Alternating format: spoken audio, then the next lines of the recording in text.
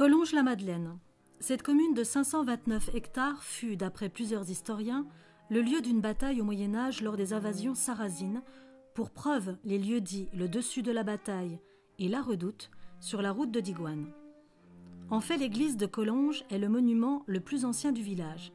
Sa construction remonte au XIIe siècle et une publication de l'Association bourguignonne des sociétés savantes situe la construction du chœur au roman primitif. Selon Colombet, cette église rurale présente 4 particularités. Un clocher hors d'œuvre flanquant le chœur avec un toit en bâtière encore couvert de lave, des murs latéraux de travées du chœur élargis d'arcades aveugles, un chevet plat, alors que la plupart des édifices romans se terminent en hémicycle, et un chevet décoré d'arcatures aveugles.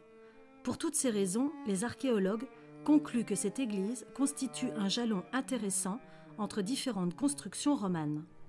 En 1475, le village comptait 60 habitants et l'escuyer Jean était pour partie seigneur des lieux.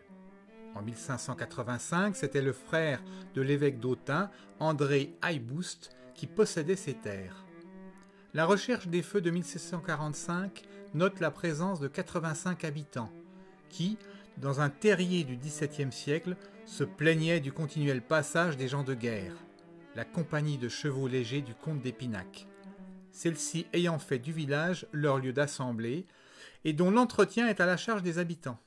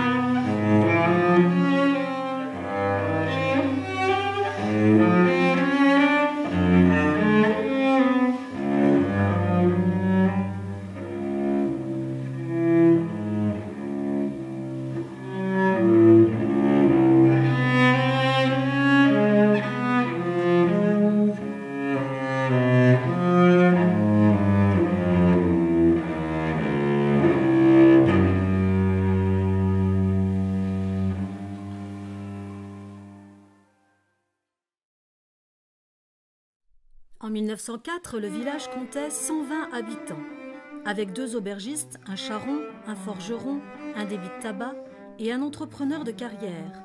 Le village avait la structure traditionnelle des communes de la fin du XIXe siècle. Quant à l'origine du nom du village, Collonges, viendrait du latin colonica, terre défrichée par des colons. Quant à Madeleine, cette sainte très populaire servait de patronne à une multitude de métiers. Coiffeurs, gantiers, parfumeurs, jardiniers, plombiers, tonneliers et vignerons. Elle avait pour réputation de redonner force aux jambes des enfants malades et guérissait de la lèpre. Les dictons la concernant étaient nombreux.